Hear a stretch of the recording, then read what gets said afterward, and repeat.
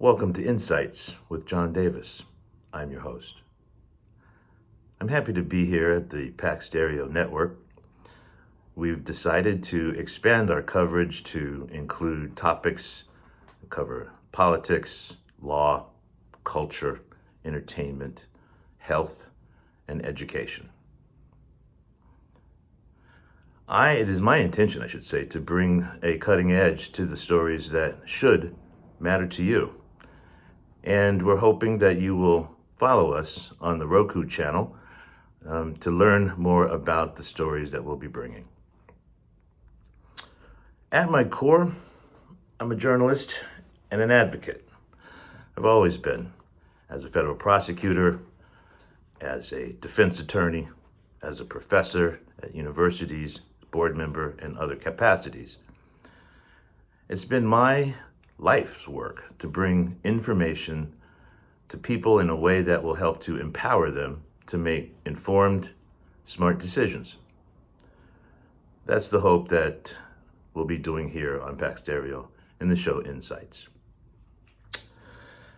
So in this show, it's our intention to bring information to you from a vast network of friends and colleagues and insiders around the world. To talk about, analyze, dig into stories that may not have been given the same kind of attention in the major media networks. The first of our shows is entitled Understanding Kamala, a show about Kamala Harris. What we've been able to do is to speak to a number of friends, classmates, and others who knew Kamala in high school and college, to give the American public an opportunity to learn more about the Democratic nominee. It's our hope that we'll be able to use these insights to help inform the public, and for that 30% or 28% of you out there that still have not decided or still believe that you need to know more about the candidate, it's our hope that this series will help you with that information. So at the very time that it's important for the country and all of us to learn about both candidates, I think obviously the world and the American population know pretty well about the Republican candidate and don't have that same background information about the Democrat, Kamala.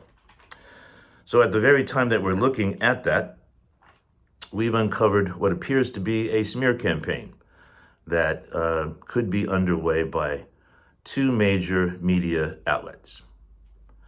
One is the Washington Post, and the other is the BBC. We have uncovered a number of facts. I'm not going to disclose them all today.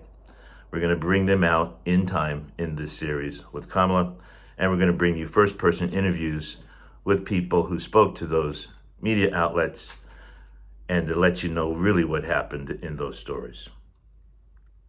Our objective is going to be to get ahead of what could be a campaign to smear the presidential nominee from the Democratic Party, and we want to provide you with information to empower you about whether or not this really matters and whether or not this ought to disqualify her in any way, or change your vote in any way, or change anyone's vote away from Kamala Harris.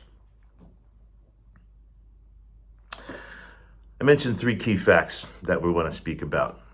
The first is that the BBC and the Washington Post are currently, and have been for the last couple of days, in Montreal, Canada. Today's date, I believe, is September 17th. It's about 11:20 in the morning, and the story has yet to break. So we want to make that timestamp for you so that you understand this is not yet out.